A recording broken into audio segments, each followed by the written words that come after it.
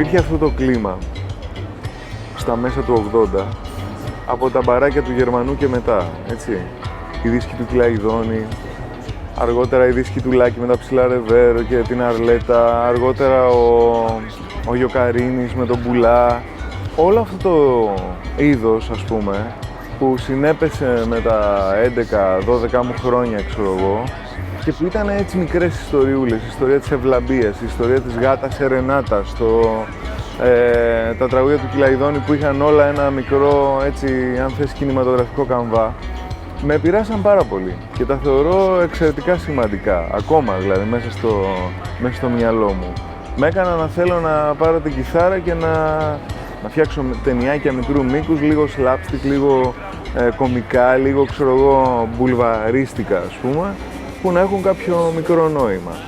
Τα ζεστά ποτά μετά το 85 των αδελφών Κατσιμίχα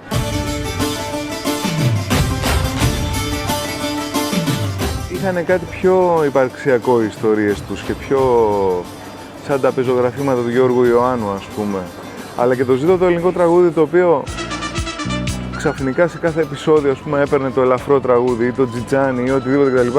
Και του έδινε μέσα από εικόνες και μέσα από λίγη μπαλαφάρα πάλι, αλλά και μέσα από ποιητικές φράσεις ένα πνευματικό νόημα.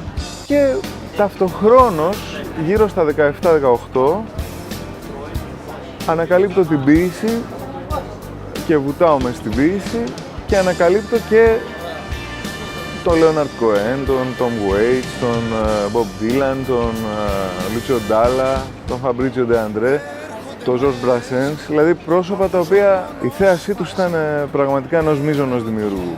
Τέτοιο στην Ελλάδα είναι μόνο ο Σαββόπουλος, κατά τη γνώμη μου. Εκεί άρχισα να βυθίζομαι, δηλαδή από επιπόλες αναγνώσεις, ας πούμε, του Σεφέρη, του Ελίτη, του Σολομού, του Καβάφη, του Καριωτάκη, του Καρούζου. Άρχισα να ανακαλύπτω έτσι και πρόσωπα που ζούσαν και δημιουργούσαν γύρω μου, ας πούμε.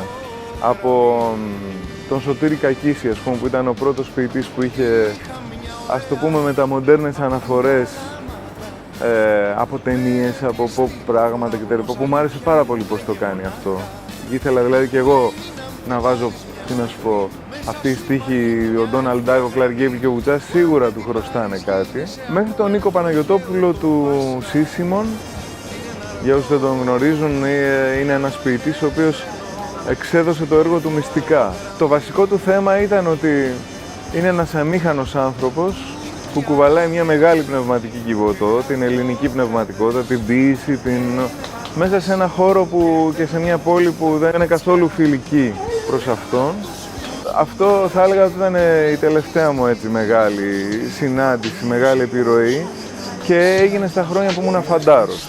Όλα τα τραγούδια του Καθρέφτη, το μέλλον από το παρελθόν συγκεκριμένα, που είναι πάλι ένας αμήχανος ήρωας ο οποίος ερωτεύεται μια κλαμπόβια. Ήτανε κάποιος περασμένος και αυτή ήταν το άγνωστο παρόν. Ήταν οι δικές μου απαντήσεις, ας πούμε, στο δικό του έργο. Πολύ κομβική στιγμή πάντως ήταν η ακρόαση του τραγουδιού «Νέο κύμα από τα τραπεζάκια έξω».